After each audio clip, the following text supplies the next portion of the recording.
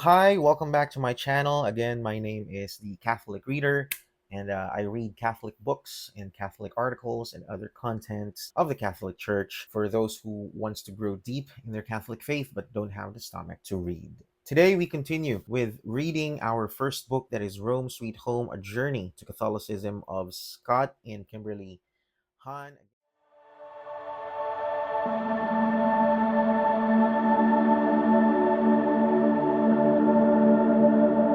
Praise to the Lord, the Almighty, the King of creation.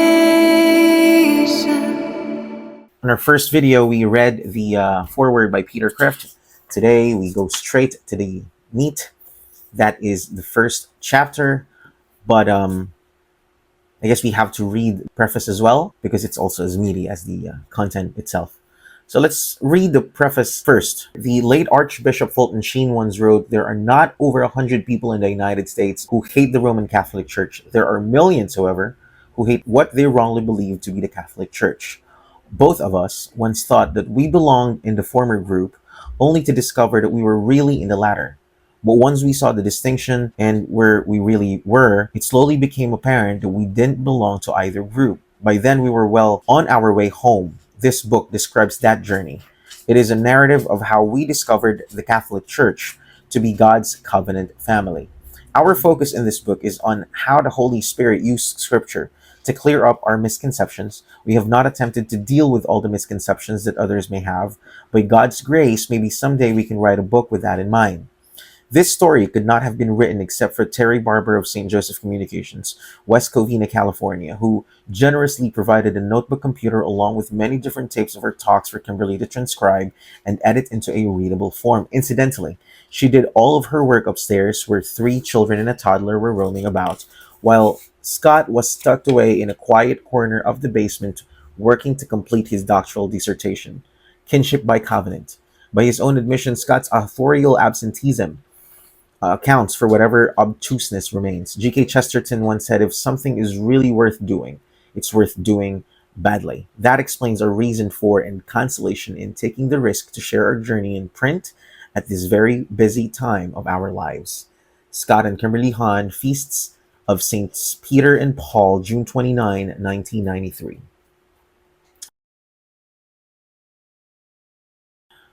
We thank God for the grace of our conversion to Jesus Christ and the Catholic Church which He founded. For it is only by the most amazing grace of God that we could ever have found our way home.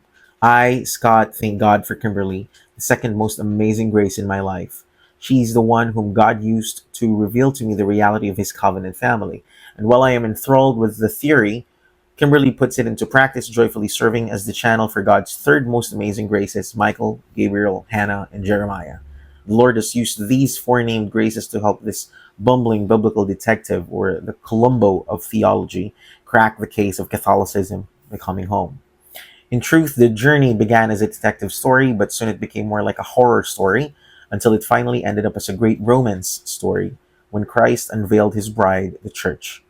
By the way, it would help to keep these 3 story types in mind as you read. I, Kimberly, thank God for my beloved husband, Scott. He has taken seriously God's call to nourish me with the Word of God and to cherish me by the grace of God. It's Ephesians 5:29. He has paved the way for a family to be received into the church by laying down his life, education, dreams, career for us, because he followed Christ no matter what the cost. As with Scott's pilgrimage, mine altered in tone and color as it progressed, like the change of seasons. Little did I know how long it would be from summer to spring. So on this next page, we'll see a picture of the Hahn family in 1975. Now we read into chapter 1, and we start from the point of view of Scott Hahn. I was the youngest of 3 Hahn children born to Molly Lou and Fred Hahn. Baptized as Presbyterian, I was raised in a nominal Protestant home. Church and religion played a small role in my life and for my family, and then mostly for social reasons rather than any deep convictions.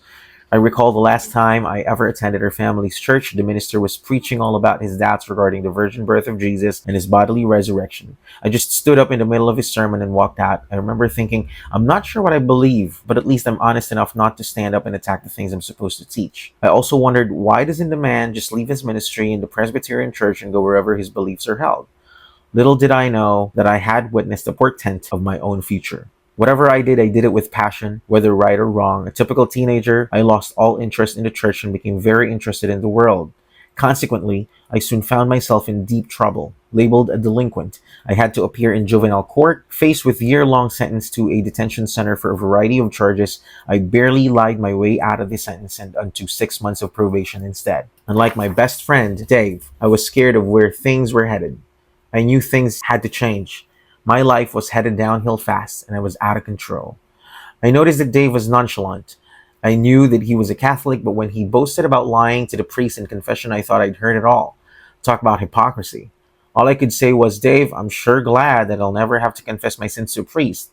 Little did I know. My first year of high school, the Lord brought into my life a university student named Jack. He was a leader in Young Life, parachurch ministry founded to share the gospel with hardcore unchurched kids like me and my friends. Jack became a good friend, and our relationship meant a lot to me. He'd shoot hoops and hang out with us after school and then give us rides home in his van. After getting to know me, Jack invited me to a Young Life meeting. I politely said thanks, but no thanks. I had no intention of going to some religious meeting, even if it wasn't church. Then Jack mentioned that a certain girl named Kathy was coming. He must have known that Kathy happened to be the girl I was trying to hustle at that time, so I told him I'll think about it. Then he went on to say that one of the finest guitarists in Pittsburgh, a fellow named Walt, played at their meetings and stuck around afterward to jam with any interested guitar players. That year, as Jack well knew, guitar had practically become my religion, replacing less worthwhile pursuits. At least now I could offer my friends a valid excuse for going to Young Life. So I went. Talked to Kathy a while, and I jammed with Walt, who was truly amazing on the guitar. He even showed me a few licks. Next week, I was back, and next and the next. Each week, Jack would give a talk in which he made one of the gospel stories about Jesus come to life. Then he'd challenge us with the basic message of the gospel. We were sinners in need of salvation, and Christ died on the cross to pay for our sins. We had to choose him as our personal Lord and Savior to be saved. It wasn't automatic. I listened, but I wasn't very impressed. About a month later, Jack asked me to go on a retreat. I said, no thanks, I've got other plans. Then he told me that Kathy would be there for the whole weekend. Smart guy. My other plans could wait. The retreat speaker presented the gospel in a simple but challenging way. On the first night, he said, take a look at the cross. And if you're tempted to treat your sins lightly, I want you to take a hard, long look. He made me realize for the first time, yes, my sins were what put Jesus on the cross. Next night, he challenged us in another way. He said, if you are tempted to treat the love of God lightly, look again at the cross, because it's God's love that sent Christ there for you. Up to that point, I had thought of God's love as sentimental, but the cross is anything but sentimental. Man then called us to make a commitment to Christ. I saw a number of my peers all around respond, but I held back. I thought, I don't want to get all caught up in the emotional weight. If this stuff is true tonight, it'll be true in a month. So I went home, postponing any decision to commit my life to Christ. I had purchased 2 books on a retreat. One night, a month later, I read Know Why You Believe by Paul Little, all the way through and sections of C.S. Lewis' Mere Christianity. These books answered many of my questions about things like evolution, existence of God, the possibility of miracles, the resurrection of Jesus, and the reliability of Scripture. Around 2 in the morning, I turned off the light, rolled over, and prayed, Lord Jesus, I am a sinner. I believe you died to save me. I want to give my life to you right now. Amen. Went to sleep. There were no angel choirs, trumpet blasts, or even a rush of emotions. It all seemed so uneventful. But the next morning when I saw the 2 books, I remembered my decision and prayer. I knew something was different. My friends also noticed something was different.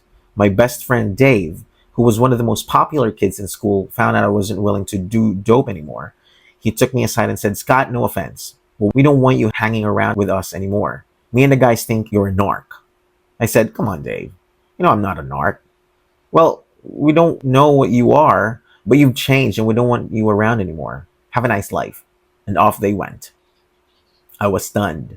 But a month after making this commitment to Christ, I found myself alone without a friend in the high school. Felt betrayed. Turned to God and said, Lord, I give you my life and you've taken away my friends. What kind of deal is this? Though I couldn't have known it at that time, God was calling me to sacrifice something that stood in the way of my relationship to Him. It was hard and slow, but over the next 2 years, I developed solid friendships that were real and true. Before finishing my sophomore year, I experienced the transforming power of God's grace and conversion. Within the next year, I experienced a special outpouring of Holy Spirit in a personal and life changing way. As a result, I acquired an insatiable hunger for Scripture, fell head over heels in love with the Word of God, the inerrant, infallible guide to our life as Christians, and with the study of theology. I devoted the last 2 years of high school to playing the guitar and studying Scripture. Jack and his friend Art taught me Scripture. Art even brought me along to some of his seminary classes with Dr. John Gerstner in my senior year. I decided the figures in Christian history who most appealed to me, and the ones Jack and Art were always talking about, were the great Protestant reformers Martin Luther and John Calvin. I first studied how Martin Luther rediscovered the gospel, or so I thought, completely separating himself from the Catholic Church. I began to devour his works. As a consequence, I became very strong in my anti-Catholic convictions. I was so firmly convinced that for Miss Dengler's English class in high school, I decided to write my senior research paper on Luther's views. As a result, I had a mission to correct and to liberate Catholics bound up with unbiblical works, righteousness, legalism. Luther had convinced me that Catholics believed they were saved by their works, but that the Bible taught justification by faith alone, or sola fide. Luther once declared from the pulpit that he could commit adultery 100 times in a day, and it would not affect his justification before God. Obviously, this was rhetorical, but it made an impact on me, and I shared it with a lot of my Catholic friends. Let's face it, anti-Catholicism can be a very reasonable thing. If the way for Catholics worship isn't Christ, and I was convinced it wasn't, then it is idolatrous and blasphemous to do what Catholics do in bowing before and worshiping the Eucharist. I was convinced of this, and I did my level best to share this. Please understand, my ardent anti-Catholicism sprang from a zeal for God and a charitable desire to help Catholics be Christians. And it was the Catholics who could outdrink and outswear me before I became Christian, so I knew how much help they needed. I was dating a Catholic at that time. I shared with her what is considered to be the Bible of anti-Catholicism, a book and I believe to be filled with misrepresentation and lies about the church, entitled Roman Catholicism by Lorraine Boatner. My girlfriend read it and later wrote me a note thanking me for it and saying she'd never go back to Mass again. Later gave away copies to many other friends. Thank God I could be used in that way in all sincerity and blindness. Grandma Han was the only Catholic on either side of the family. She was a quiet, humble, and holy soul. Since I was the only religious one in the family, my father gave me her religious articles when she died. I looked at them with disgust and horror. I held her rosary in my hands and ripped it apart, saying God set her free from the chains of Catholicism that have bound her. I also tore apart her prayer books and threw them away, hoping this superstitious nonsense had not trapped her soul. I had been trained to regard this as excess baggage that humans invented to complicate a very simple saving gospel. I'm not proud of having done these things, but I share them to point out how deeply and sincerely Bible Christians hold their anti-Catholic convictions. I wasn't anti-Catholic in a bigoted way. I was anti-Catholic by conviction. One episode reinforced this. At the end of my senior year, I was on my way to the high school for a rehearsal when I passed the home of my former best friend Dave. His light was on and I thought I ought to stop by and at least say goodbye before graduating and going off to college. I had barely seen him in the past couple of years. I rang the doorbell. Dave's mom answered the door, inviting me in. I think she heard I'd gotten religion. She was so delighted to see me. So I stepped in. Dave was coming down the steps, putting his coat on. When he saw me, he stopped dead in his tracks. Scott? Dave? Come on up. At first, it was very awkward. Then we began to talk and talk. We were laughing and sharing just like old times. What seemed like 15 minutes ended up being over 2 hours. I completely missed my rehearsal. As I lamented this fact, I suddenly said, but wait, you had your coat on. I'm sorry, I must have kept you from some plan too. Suddenly, his whole complexion changed. Why'd you come here tonight? He said. And I'm like, just to say goodbye and have a nice life. Well, why tonight? He asked. I don't know. Hey, did I make you miss something important? I looked at this big hunk of a guy who'd been so athletic, funny, and popular, and his voice was shaking. When you came, I was getting ready to go. He reached into his pocket and pulled out 8 feet of rope, a noose at one end. I was going out to hang myself. I was up in a tree in the old apple orchard this afternoon getting ready to do it, and 2 little girls walked by. But I thought I've already ruined my life, why ruin theirs? So I decided to do it tonight after it got dark. I was on my way out when you came. He started to cry and asked me to pray for him. We embraced and I prayed for him right then and there. On the way out of his house, I noticed the crucifix hanging on the wall by the front door. I thought to myself, what a pity. He's never heard the gospel. Stepping outside to walk home, I looked up to the stars and said to God, Lord, I didn't know what he was about to do, but you did, didn't you? If you can use the likes of me to help a guy like Dave, here I am. Use me some more, especially to help Catholics. We will read the second half of chapter 1 from Kimberly's point of view on the next video so you can have the time to digest Scott's narration at the moment. Meanwhile, let's close with a quick prayer. Our Father, who art in heaven, hallowed be thy name. Thy kingdom come, thy will be done on earth as it is in heaven. Give us this day our daily bread, and forgive us our trespasses, as we forgive those who trespass against us. Lead us not into temptation, but deliver us from evil. Amen. Hail Mary, full of grace, the Lord is with thee. Blessed art thou amongst women, and blessed is the fruit of thy womb, Jesus. Holy Mary, Mother of God, pray for us sinners, now and at the hour of our death. Amen. Glory to the Father, and to the Son, and to the Holy Spirit, as it was in the beginning, is now, and will be forever. Amen.